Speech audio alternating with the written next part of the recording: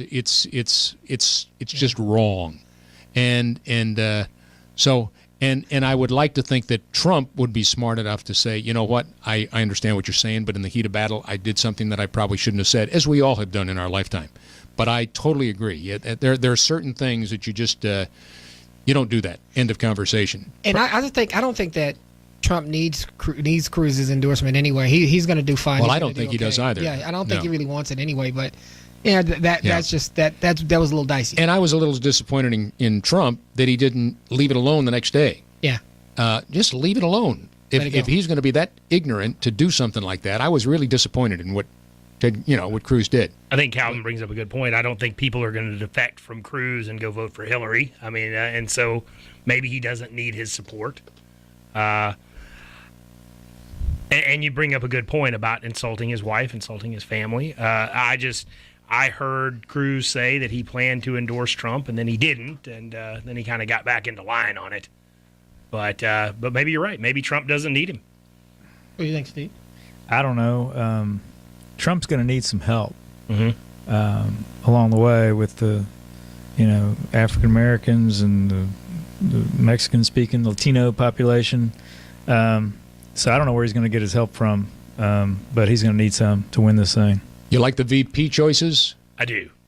I thought the VP choices on both sides were really smart.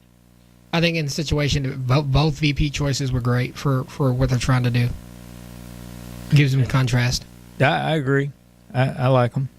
I think they're both capable of stepping in if anything happens. I think Hillary's choice of Tim Kaine was a smart choice. He's a moderate. He's a Southerner from Virginia, and that's probably what she needed. Yeah. I think this campaign was a little too heavy in the North, and so you need to balance it out. Mm-hmm. And so I thought that was a smart choice. And then I thought Trump's choice of Pence was actually smart too, because he's a evangelical Christian, right winger, and Trump has kind of shown himself really not to be, and hasn't so much endeared himself to them. So I think they were both good choices. Yep. Yeah. The problem that I have with Hillary and Kaine is they're just lifelong public servants of the U.S. government. Not so much Kaine, but Hillary pretty much is. They've gotten their paychecks forever from the U.S. government, and when you work for the same company for 30 years and you ascend to the top, it's hard to think outside the box for your company, and that's the benefit of Trump. He's a businessman. He comes in. He hadn't collected one dime from the government, and he can see outside the box. And we're $20 trillion in debt. We should be in bankruptcy like several other countries in the world. And I think Trump, just personally, I think Trump is better situated to make some good decisions to get this train back on the tracks. I don't think Hillary can see the forest for the trees in that regard. That's just my opinion. Well, and I think also her priorities are a little different than Trump's as far as what she would like to do as president. At least, just as a casual observer, I just get the Democrats as being someone that wants to take care of me the rest of my life, and I don't want to be in any way, shape, or form having to deal with the government. I want to live my life. I want to earn my own wages. I want to do my own thing. I want to be proud of what I can do on my own. I don't want all these handouts from the government. And I don't care to be that's why I wasn't a Bernie Sanders fan. That's why I'm not a Clinton fan. I mean, I want to, protect myself, protect my family, work hard, make a difference in the world, help those that need a helping hand, and get out there. I don't want the government telling me what I need to do. Did you listen to Kaine's speech from Miami? I did. And when he said, "And we're going to, give everybody a college education debt free," I just wanted to crawl up, just wring his neck. I wish he could make it retroactive. I'm still paying my student loans. Pay my college. Yeah. I always tell people, I tell you what, Calvin, hold that thought, because we've got to take a break. And the roundtable continues, and we'd like to hear what you have to say on that. And you as well, at 888-787-5543 when we come back. Attention professional sales reps, what does your future look like right now? Let me tell you what it might look like selling for some of the most recognizable radio stations in Dallas-Fort Worth. It's exciting. It's meeting new people. It's prospecting. It's creating a market plan for a customer and making it work. It's potentially very lucrative. It's taking your future into your own hands. Interested? Send me your resume. Richard.lane@cumulus.com. That's Richard.lane@cumulus.com. Cumulus is a drug-free workplace and an equal opportunity employer. For over 3 decades, Steve Bruneman has been a Texas trial lawyer, battling for his clients' rights, specializing in comprehensive family law services. To this day, he remains one of the most experienced board-certified family law attorneys in the Dallas-Fort Worth Metroplex. His unique combination of experience, knowledge, trial skills, and commitment are what continue to set him apart from his peers. He's been named a Texas Super Lawyer 6 consecutive years, and now adds published author to his resume, having just written The Marriage Gamble, a step-by-step guide that teaches the skills needed to become a great spouse. Because as Steve says, great spouses don't divorce. Achieving the results his clients desire and deserve. That's Steve Bruneman, passionate about his work, compassionate with his clients. Visit his website, BrunemanLaw.com. That's BRUNEMAN Law.com. Serving Dallas, Collin, Denton, Rockwall, Ellis, and Kaufman counties. Having a tough time all of a sudden? Hit a bump in the road, maybe even in trouble with the law? Then listen up. Calvin D. Johnson, attorney at law, can help you out. He's knowledgeable, passionate, and a proven defense attorney with over 15 years' experience in the criminal courts in the state of Texas. He has handled a multitude of criminal defense matters, from felonies to misdemeanors, whether DWIs, theft, drug possession, or assault cases. Calvin D. Johnson can help you ease the pain while solving and resolving the issues you're dealing with. In addition, he's a proven professional when it comes to educational law. He has handled school district board meetings, grievances, and other matters before the Texas Education Agency, having assisted hundreds of teachers with their certification-related matters. So whether educational courts or matters within the criminal courts, count on Calvin D. Johnson, attorney at law. Visit his website today, attorneycalvindjohnson@gmail.com. Been in the market for a good attorney lately? If so, make certain that you find someone that is knowledgeable, experienced, and trustworthy, and certainly board certified. Board certification is a mark of excellence and signifies that the certified attorney has met rigorous objective standards. And here in the great state of Texas, only 10% of practicing attorneys have achieved such distinction. One such attorney, Trey Harris. And if you happen to live in Tarrant, Johnson, or Parker counties, then he should be your attorney of choice. The Harris Law Firm is a boutique firm located in Fort Worth, specializing in all aspects of family law, including adoptions, divorces, child support issues, protective orders, and cases involving child protective services. Sound like someone you need to talk to? Then give them a call today, 817-294-1237. Again, that's 817-294-1237, and schedule your consultation today. Welcome back to the Scott Murray Show as the Relationship Roundtable continues with Steve, Calvin, Trey, and Scott. 6:20 on your Sunday afternoon. Great to have you along. We're here till 7 o'clock this evening. Relationship Roundtable continues. We're talking about all kinds of things. We've all been gone for about a month on vacation, having a good time with family and friends, and we're trying to catch up because a lot has gone on in our world since we've been gone, and we're talking right now about what has transpired in our country and what continues to transpire, and certainly the RNC last week in Cleveland and the Democratic Convention coming up beginning tomorrow. Hillary and company going to be in Philadelphia, PA. So we were just talking about the pluses, the minuses, where you stand, where you would like to be, what do you think is going to happen in November. I do know this. I don't know that I've ever in my entire life seen two candidates that have more dislike from the general public than the two that we have now. Forget whether you're a Republican or whether you're a Democrat. I hear more people say negative things about Hillary and about Trump than any two candidates I think we have ever been a part of. And I think more it's almost like the lesser of two evils at this point. Huh? It seems like it. I think more Republicans are more critical of Trump than the Democrats. Well, I think Donald Trump brings a lot to the table if he could just kind of cool the personality down and show a little dignity and grace in how he addresses other people, other races, you talk about women. You talk about, and then you see, to me, the most impressive thing about Donald Trump to this date has been his family, his children. Mm-hmm. And I think that speaks volumes. His daughter, Ivanka, to me, was a rock star when she was on stage the other day. Would you not agree? They are amazing. And I think that if he would have stopped probably kind of disparaging certain groups, I think he'd be doing a lot better right now. And I think that's where it comes in for me. It's just I don't like the way he handles himself.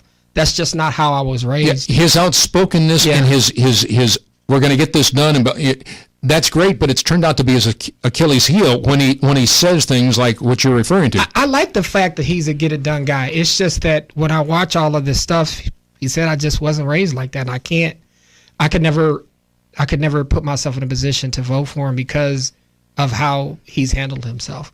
I just can't. And I don't know if some other people feel a different way. It's just that when I see certain things, I'm like, you got to be careful what you say to people. We want to bring ourselves together. I just think that some of this has been kind of divisive. And with Hillary, maybe there's some things that people feel the same way about her, but I just that's just kind of where I come from. Trey? I think that Hillary stands a better chance of winning because she is less of an X factor. I mean, people do know where she's coming from. People have had a chance to watch her. All right, let me play devil's advocate with you. Sure. Despite Republican, Democrat, forget it. When you see the director of the FBI going through what he did, 10 days ago, 2 weeks ago, whenever that was, on the email. talking about on the email, and every single person on the face of this earth knows she's guilty. If you're sitting in that chair, or you're sitting in that chair, Steve, me, any one of us, we're in the slammer right now. Probably. Not probably. We are in the slammer right now. Sure, it's politics. But I've had cases, even as a private attorney, where it appeared on its face to be this, but I didn't have enough evidence to take it to trial, and I didn't take it to trial. And that sounds like the little kid that was in a school that will go unnamed at this point that I was speaking. I remember this is years ago. Second grader, and we talked about being honest and respectful of our parents, our elders, our teachers, our coaches, our principals, and one another. And when we finished, I said, everybody ready to go? And the little guy in the back, who had been the most rambunctious, full of the devil little guy, 7 years old. And I said, what did we learn today about honesty? And he raised his hand as quickly as he could, and he said, well, you're not dishonest if you don't get caught. He's 7 years old. And hello. Sure. Yeah. You can be the president of the United States if you know enough Am I arguing people that in the right fix places. wasn't in, that something behind the scenes happened? Absolutely, I'm sure it did. But when you review the evidence, if you don't believe that you have enough evidence to get a guilty, you don't take it to trial. You don't try to indict. Right. Well, okay, and again, and I don't mean to try and throw you under the bus here, Trey, but I mean, what's her name, Wasserman Schultz, who's out now, That's a mess. and I guarantee that was coming from That's a from Hillary, and that just that's where it came from. It's control inside America, behind this. That's right. That's how it works. Politics. So what That's do y'all, how it works. What do y'all? I know we've been talking about. What do y'all think about Dallas and what happened here? I mean, that's where I would like to talk. I mean, I'll tell you, our Dallas Police Department to shield folks, to put their bodies on the line, to put their lives on the line for us, man. And even after the shooting began, great, both black and white officers going to protect anybody that was in harm's way. Exactly. The men in blue, again, making it happen for every single one of us. I think our chief here in Dallas is a class act. Oh, I really do. Mike Rawlings, the mayor, and Chief Brown are rock stars. They did a great job. Oh, my gosh. The whole country. I mentioned earlier today on another show that I had people calling me from other cities that saw them on the national news, said, Boy Scout, are you lucky? Stand up. I said, how's that? That chief and that mayor, I said, oh, they're both great guys. They're incredible guys. You got a chance to see what they do here every single day. Especially when Chief Brown says, we have openings. And if you want policing in your own neighborhood by your own folks, they need to apply. And I thought that. And did you see what happened? Did you see what's? Oh, they've got more people applying to be part of the DPD than ever before. Good for you, Chief Brown. and that's great. That's great. That's some things I think sometimes we don't talk about enough. I think that the argument with Black Lives Matter versus All Lives Matter versus all of this and that, I think it's become this crazy thing. And the reason why I say it's this crazy thing, me and Trey were talking about this, because people say, well, I agree with some of what Black Lives Matter is saying. We have a problem with people getting shot that happen to be African American that are unarmed. We can't ignore that. But more importantly, I don't think that everybody should say because you're pointing that issue is out there that you're anti-police. And that's just not where it's at. I think that's where the argument continues to me to go in the circle that it shouldn't. I want the best police I can to get in my community. I want them to continue to do their jobs, and I want them to do their jobs without being in danger, because it's a hard job to do. But if there's an issue, if we can change a couple of things to make sure that the other thing doesn't happen, then I'm fine with it. But it's just like when I talk to people, sometimes they kind of ignore that the issue is there. They kind of glaze over it. And I think that as a society, we need to talk about it, fix it, so we can move on to the other stuff we got to fix. I agree with what Steve said. There's a lot going on in this country that needs to be dealt with. And I think the most important thing is just to have conversations about it. I think that's going to solve things. They had the footage of, I think it was a Black Lives Matter rally up in Ohio that turned into a barbecue. You know, the police officers showed up, and then everybody just decided to cook barbecue and talk. Yeah. And I think when people sit down and they're honest with each other and they kind of bare their soul a little bit and they say, you know, I've done this wrong in the past, but this is how I want to see the future, I think that's when things get solved.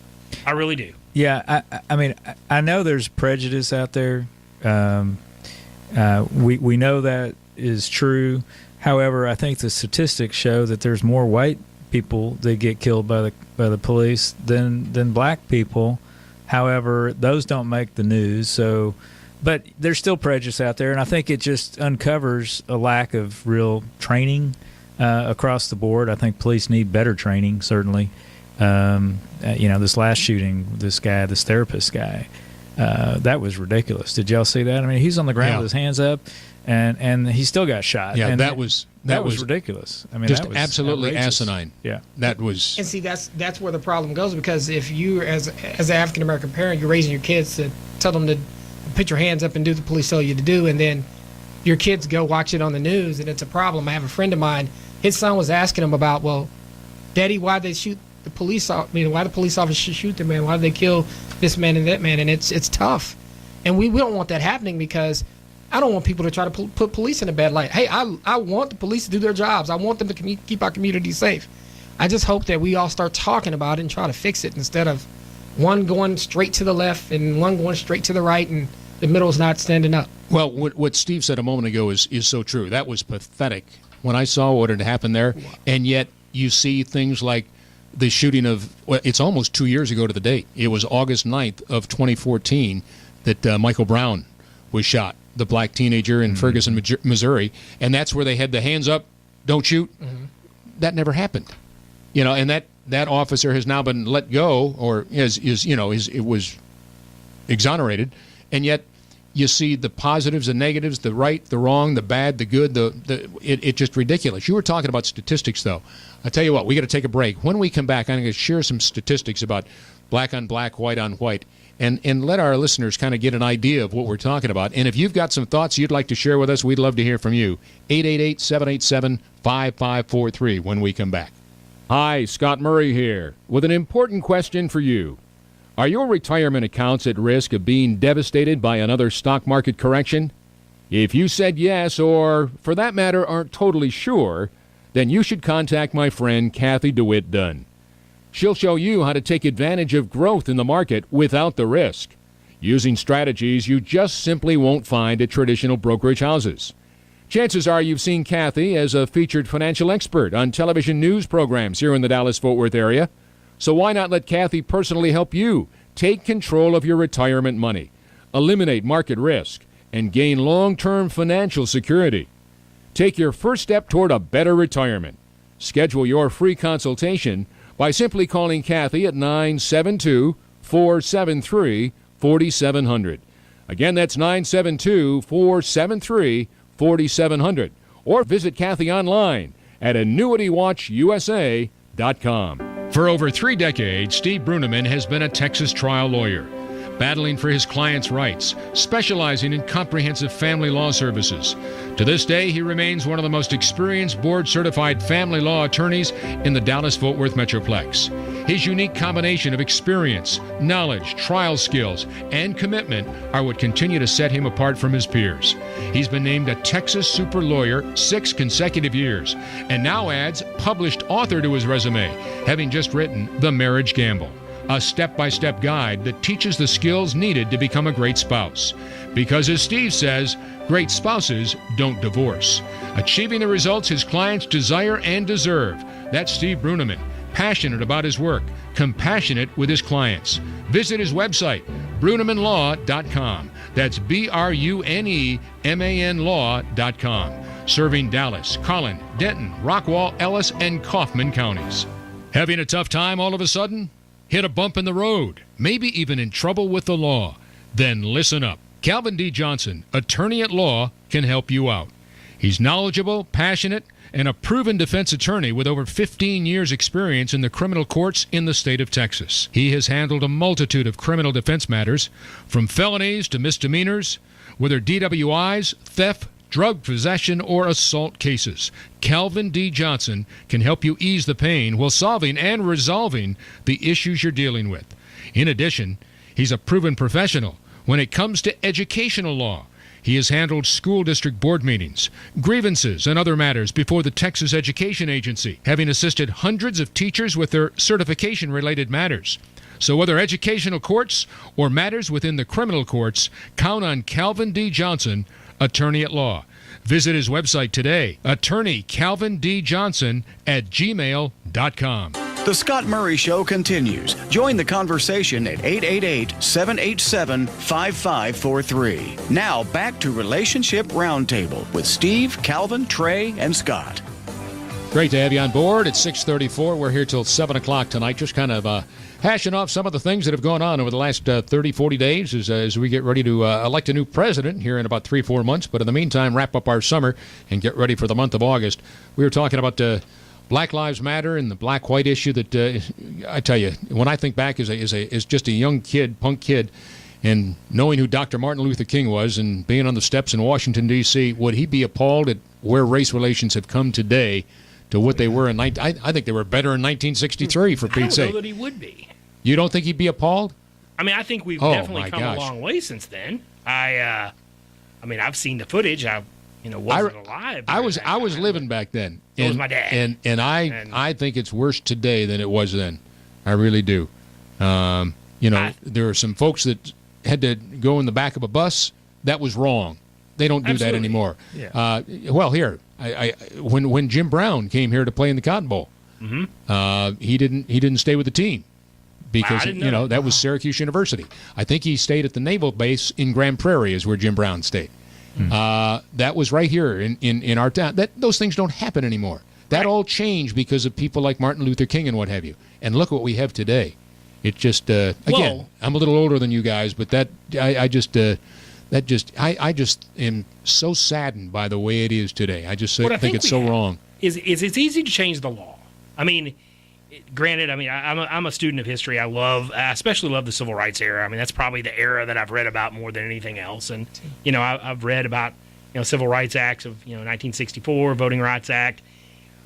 But we can change the law, but the mentality that A, created the law in the first place, and B, continues to linger to this day, that's what's going to take a long time to change. Well, you got to change the people, not just the law. But the people are changing. I mean, I would say that my generation is far less racist than my dad's generation, and I think my son's generation, it's going to virtually not exist.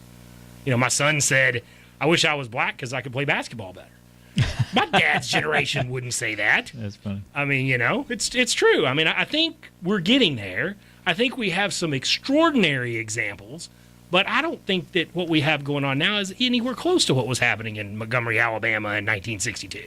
I mean... Well, there might have been some people that were, were in rallies and what have you, but they didn't riot the way they do today, and you worry about if the guy next to you's got a gun and you're not going to be here in 10 seconds. But I still think it's better now than it used to be but I do think we have a long way to go. We'll agree to disagree because you'll never talk me out of this one. And I will say you've been on this planet longer than I think have. we're making some progress, and I think we're making progress, I think but we're we shouldn't be regressing where a we little are bit. right now. I think we're regressing a little bit, and I think that we have regressed. And I think ultimately where I have a problem is sometimes when we talk about the 60s, I think there's a mindset that one person speaks for all the African Americans that are out here. And when I say that, some people say, well, Dr. King spoke for all of us then. For the most part, yeah, he did. But ever since then, I think everybody's been looking for that one person who speaks for the community. But I think we have to be careful in just putting one person out there, whether it be Jesse Jackson, whether it be Al Sharpton. No, don't even go one there. Of those things. But it's one of those things where, people have to really kind of understand that everybody's an individual and you're going to be responsible for how you feel and what you do. You know what? I have a lot of friends, a lot of people that I know that voted for Obama in 2008. And they voted for him because of many of the things that you're sharing right now. Here was an opportunity to have our first black president, and both blacks and whites make a statement. Come on, this is old news. We don't have these racial issues anymore, and now we are mature enough and educated enough to know that we can elect a black president and continue to move forward with not just racism, but with so many other things. And that hasn't happened. I think it's gotten worse in the last 8 years. And I think Obama, that's really disappointing. I think President Obama had an opportunity to seal his greatness, and I think he did not do it. He didn't do it. And I think he let down the black. If I was Calvin, you're black. How do you feel? If I was a black man today, I'd feel disappointed, let down, really disappointed. I can't think of a better word than that, but that he didn't do more for, I hate to say his people. I don't like we're all the same people. All lives matter. But I'd be so disappointed. What a great opportunity. I just think, I don't view it that way. I think that ultimately the fact that he was elected does not mean that, hey, everybody's accepting. I think that honestly, about 30 to 35% of the folks, they were just not going to be on board no matter what he did. And I think Now, you're talking blacks or whites or blacks anybody? or whites. Well, okay, doesn't matter. Yeah, okay. I just think that he's in a tough position. I think it's one thing to say, okay, we have a black president, but there are still some underlings of some racism and some prejudices from both sides. And I think that he had to deal with that. I tell you what, we've got somebody on line one right now. Thurman, a police officer in Arlington. Thurman, how you doing on this Sunday? Great to have you on line. Hello. I'm doing really great. How are you, sir? We're just fine. What's on your mind tonight? Well, what I was going to say is I've been in law enforcement for 47 years, and I really don't know of any police officer that puts on the badge and goes out and says, I think I'll just kill somebody today. I think they all have a noble calling and a noble cause to become a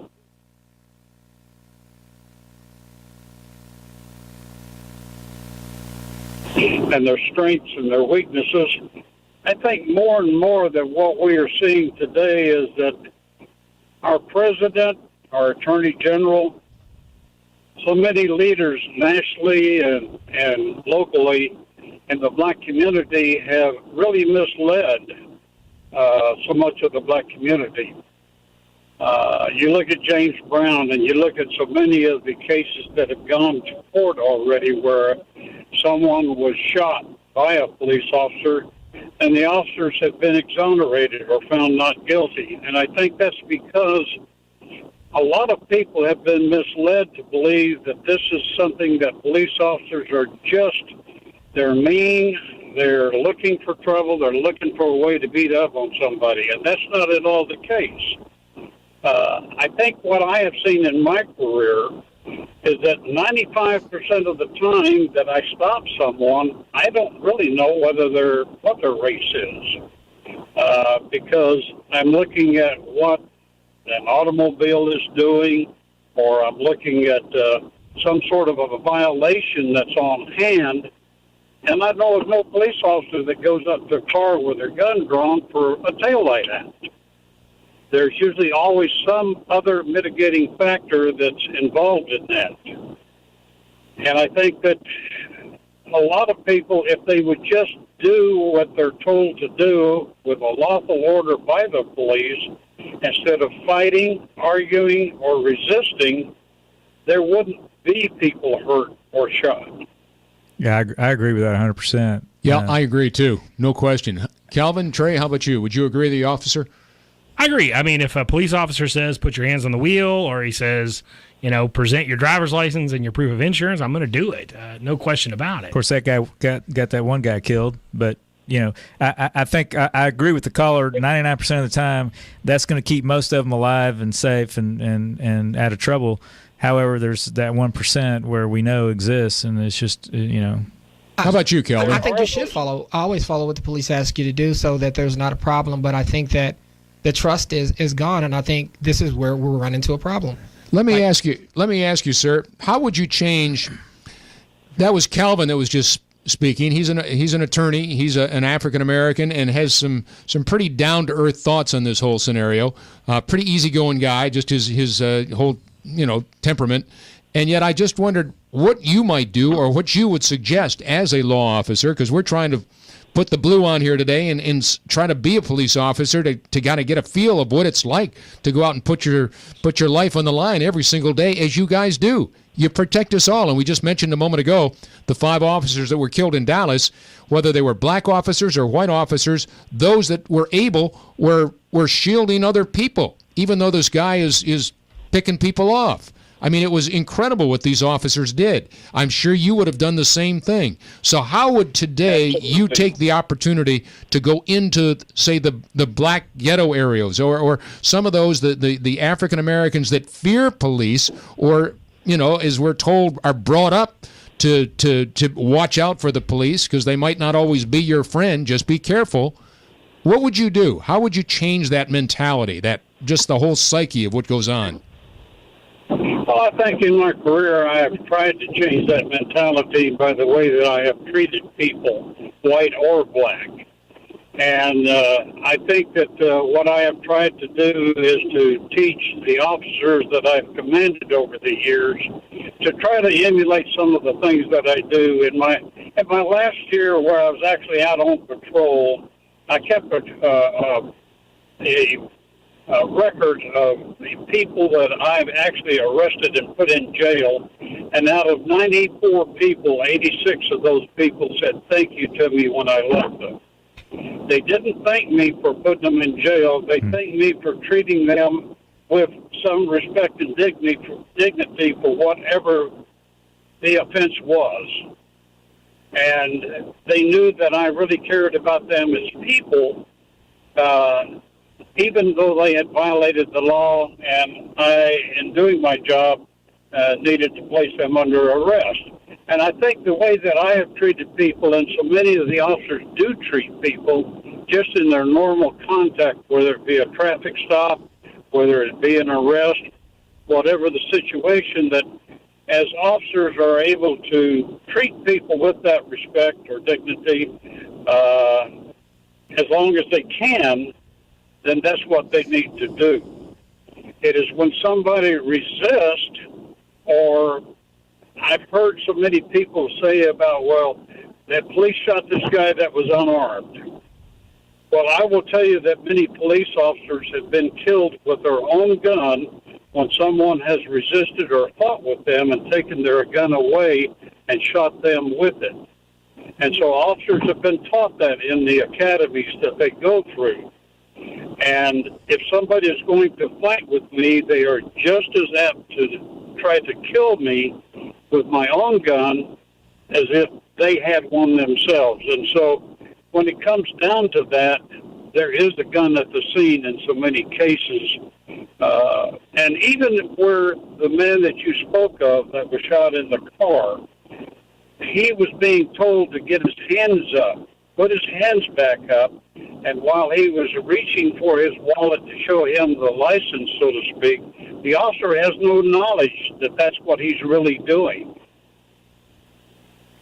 Well, your points are all well taken, Thurman. We can't thank you enough for calling. 47 years as a police officer. I'm going to ask you one quick question before we take a break. If you were, let me back up. If If you were to compare racial relations now versus what they were when you started as an officer almost half a century ago, are they better today with what we see in America or worse? I believe they're probably worse overall because I think a lot of our leaders, including our president, has given advice and made decisions that are not based upon fact at all, that have been made before the facts are known. And I think he has created more racial tension and more division, along with several others that are black leaders at the national and the local level that try to propagate and encourage people to maintain all of those negative racial feelings. Right. So and I wish that people would try to say to everyone, look, we are all people. We're all citizens of this country, and we're free. But we need to listen to those in authority over us. And those in authority over us don't need to make off-the-wall comments or decisions about something they don't have the facts for. Innocent until proven guilty, and let's see how it comes out. Absolutely. All right, well, Thurman. I appreciate talking to you, and I appreciate letting me say what I've said. Well, we appreciate all your wisdom and all your experience. Thank you so much, and maybe most importantly, thanks for your 47 years of service. We much appreciate it. And we've got Rick in Denton on line 2. Rick, if you're kind enough, we've got to take one final commercial break. You're up next when we continue here on Relationship Roundtable. For over 3 decades, Steve Bruneman has been a Texas trial lawyer, battling for his clients' rights, specializing in comprehensive family law services. To this day, he remains one of the most experienced board-certified family law attorneys in the Dallas-Fort Worth Metroplex. His unique combination of experience, knowledge, trial skills, and commitment are what continue to set him apart from his peers. He's been named a Texas Super Lawyer 6 consecutive years, and now adds published author to his resume, having just written The Marriage Gamble, a step-by-step guide that teaches the skills needed to become a great spouse. Because as Steve says, great spouses don't divorce. Achieving the results his clients desire and deserve. That's Steve Bruneman, passionate about his work, compassionate with his clients. Visit his website, brunemanlaw.com. That's BRUNEMAN law.com. Serving Dallas, Collin, Denton, Rockwall, Ellis, and Kaufman counties. Hey, did you know that the biggest investment most people will make in their lifetime is the purchase of their home? So it's most important that you find a mortgage company that's experienced and knowledgeable. A lending company like King Financial Group, your Texas mortgage specialist. King Financial Group has been helping families achieve home ownership for close to 25 years. King Financial Group is all about choices, and you have many when it comes to your mortgage loan. You'll be provided with a free approval letter to make an offer on a home should you volunteer your credit documentation. And if you're short of time, it's easy to simply apply online at King Financial. If you're a veteran, teacher, police officer, firefighter, healthcare worker, or a small business owner, check out our Loans for Leaders program at loansforleaders.com for potential savings opportunities. For more information, simply call 972-539-2500. Visit our website today, kingfg.com. King Financial Group, where you're treated like a king. Been in the market for a good attorney lately? If so, make certain that you find someone that is knowledgeable, experienced, and trustworthy, and certainly board certified. Board certification is a mark of excellence and signifies that the certified attorney has met rigorous, objective standards. And here in the great state of Texas, only 10% of practicing attorneys have achieved such distinction. One such attorney, Trey Harris. And if you happen to live in Tarrant, Johnson, or Parker counties, then he should be your attorney of choice. The Harris Law Firm is a boutique firm located in Fort Worth, specializing in all aspects of family law, including adoptions, divorces, child support issues, protective orders, and cases involving child protective services. Sound like someone you need to talk to? Then give them a call today, 817-294-1234. 1237. Again, that's 817-294-1237, and schedule your consultation today. Time to get back to the conversation at the Relationship Roundtable. It's the Scott Murray Show with Steve, Calvin, Trey, and Scott. Welcome back as we head to the top of the hour. We're going to be here till 7 o'clock. Great to have you along. We got time for one final call. Rick and Denton, thanks for holding. How you doing on this Sunday? I'm doing great, thank you. Can you hear me? We sure can. What's on your mind? Well, it's kind of the same story you all have been discussing. As a matter of fact, just by coincidence, I'm from St. Joseph, Michigan, and that's where a couple of weeks ago, those two bailiffs were killed by one of the bailiffs' guns. Absolutely, right. Right. And in that same town, about 32 years ago, a state trooper was killed by a man who just gotten out of Jackson State Prison, and it was just a gas station drive-off, and the guy disarmed him and killed him. And what I would have to say is, being Caucasian, it sounds like I'm jumping to the defense of a white officer who's bad, and I'm not. What I would say to I also happen to be a teacher.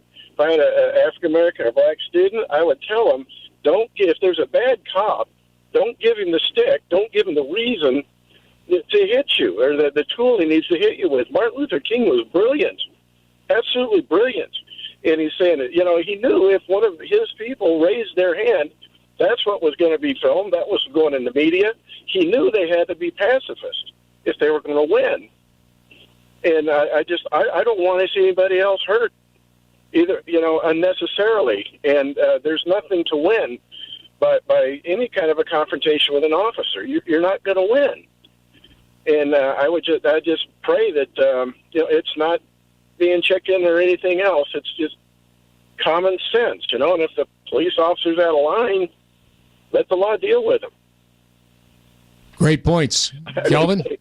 I just think that you make a bunch of great valid points about just do what you're supposed to do, so you don't have an issue. And I think, I just think about 97% of the officers, they do a great job. I just think it's that 3% that's causing the stain, and I think that we got to figure out some issues training wise or something to where we can try to clean a little bit of that up, because it's just happening too much.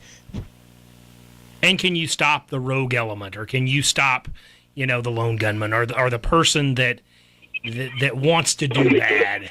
I don't think there's any way you can completely control that.